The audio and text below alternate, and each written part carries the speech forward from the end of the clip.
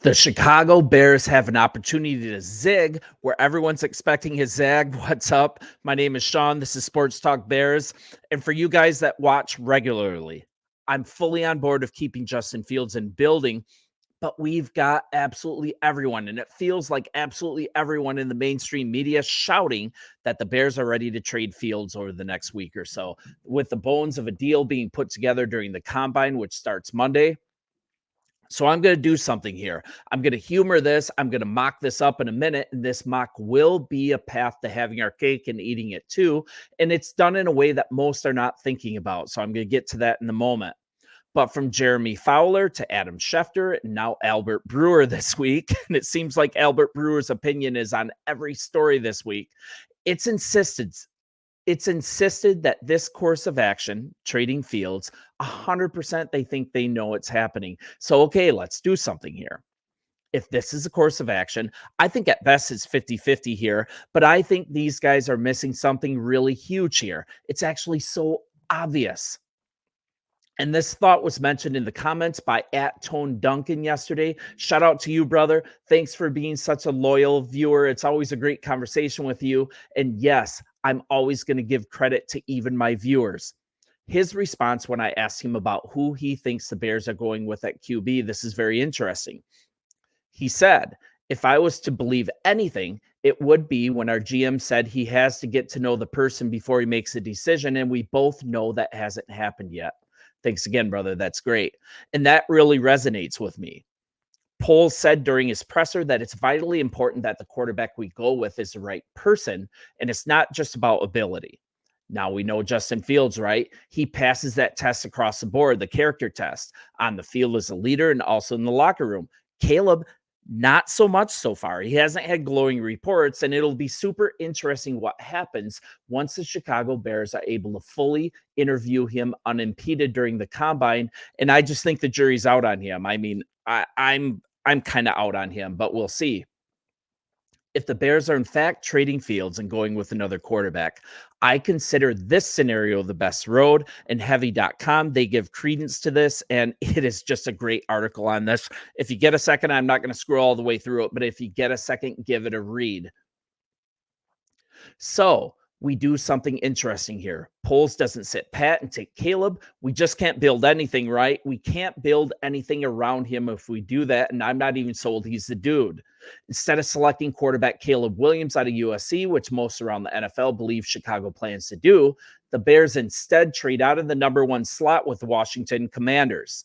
In return, Chicago receives the 2nd overall pick, the number 43, that's second rounder, and the number 79 pick, that's third in this year's draft, as well as the Commanders' 2025 first rounder and a 3rd round choice in 2026. We then do something completely different. We draft Heisman Trophy winner Jaden Daniels with the number 2 overall pick. Like, how often does this happen with a consensus number 1 quarterback? He just isn't the guy. I think Caleb is a bit of a diva, and I would rather have Daniels if I need to pick a guy. And this is fully possible. Check this out. Jaden Daniels of LSU or Drake May of North Carolina, they could wow the Bears to the point that they're willing to move off Williams for an extra 4 picks over the next 3 drafts. 4 picks over the next 3 drafts, including a 2025 first. And while doing so, moving down just 1 spot and still drafting who they consider the best quarterback in the class. So let's look at this. I'm going to drop this story down. Thank you. Let's look at this. The Heisman Trophy winner, he threw for 40 touchdowns compared to just 4 interceptions. And much like Fields, he's a dynamic playmaker with both his arm and his legs. Let's look at this seriously as a possibility. This is an interesting case. For many who don't feel Williams is on the top of this class, myself being one of them. And once again, easy on the comments, guys. I am a keep Justin guy. Many point to Jaden Daniels as being the one. They argue he has all the skills that Caleb has. He can run like Fields. And furthermore, he was the best quarterback playing in the best conference in the nation, the SEC.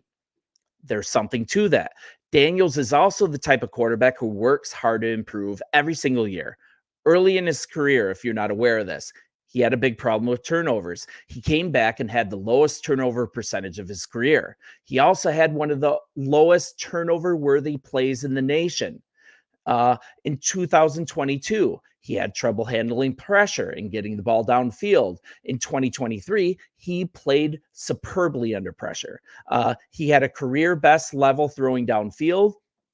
So, if you look at it, taking instruction, acknowledging his deficiencies, then working hard to improve on them, that's an invaluable skill. And teams see that and would love to have him.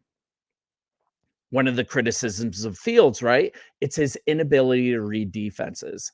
Daniels, he's different there. He receives praise for his ability to read defenses quickly and look off defenders.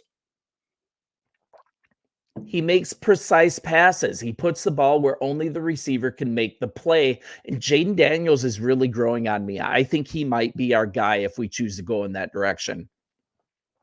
Daniels culminated his college career by winning the Heisman Trophy. You guys saw that. He's been rising every single season and he's ready to take his skills to the next level. I think he is pro ready. He's already shown that he works hard to improve every single year. And if Poles does decide to eschew both Williams and Fields, Daniels, I think he's a great choice. Let's keep going. I'll then go with the obvious choice when it comes to trading Fields. We trade him to Atlanta. Heavy.com in that story, it says the proceeds would be a third rounder this year plus a conditional pick that could end up being a first if the Falcons make the playoffs. But I think that's absolute nonsense. I think that is majorly underselling Fields. If we offer him, I firmly believe, and you should agree, there will be a small bidding war. I firmly believe that we'll have Denver, we'll have Atlanta, we'll have Pittsburgh, even Minnesota, not to mention the possibility of even the New England Patriots at pick 3 being interested. That's going to drive up the price. It's not going to be like we're giving him away if we do this. That's stupid. I say in this deal, Atlanta offers their first rounder, that's pick number 8, plus next year's fourth rounder. There's no way Poles trades him without getting a first, people. So now we have Jaden, Daniels as our new quarterback, the number 8 and the number 9 picks in the draft. Now we have a second rounder this year, number 43. We desperately needed that. Another third rounder and 2 fourths. That's some great ammo to move around, and it's a great spot. Plus next year's first from Washington and an additional third in 2026. We're reaping the rewards from the Carolina trade with an additional second next year. It's a great deal. That'll set us up for next year, having 2 firsts, 2 seconds. We have that one coming from the Carolina trade. So now at picks 8 and 9, we'll have some choices here. It's very possible Rome Odunze drops here, or possibly better yet, Malik Neighbors. Malik Neighbors will definitely be there. And if we pair up Daniels with his dynamic teammate, and then we run him with DJ Moore, that's like crazy. I can get into that. We then can immediately follow that with the best offensive tackle on the board. It'd most likely be Joe Alt or Fashanu, not to mention a QB needy team like Minnesota, the Broncos, or Vegas.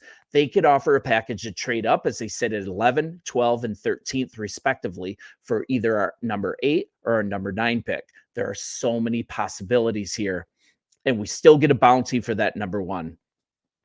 This is the only way, friends. It's the only way, friends. I'm even close to okay with moving off Fields. I'm still not sure if I am, but still getting the capital while getting a few more years of controlled cost at quarterback. Plus, I, for one, think that Daniels is the best quarterback in this class. I'm being persuaded to go in that direction.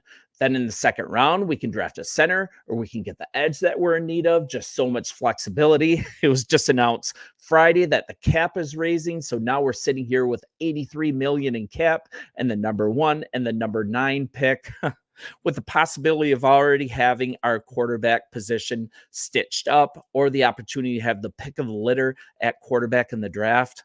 So many trades, so many scenarios. It's impossible to know for sure. But I wanted to, with all the reports going around, even though I don't necessarily believe that it's the right offer to take, I'm intrigued by it. And I want to keep Fields and build, but man, This is pretty interesting. You guys let me know what you think. Like and subscribe if you get a chance. You guys are absolutely fantastic. Bear down, and I'll see you in the comments. See ya.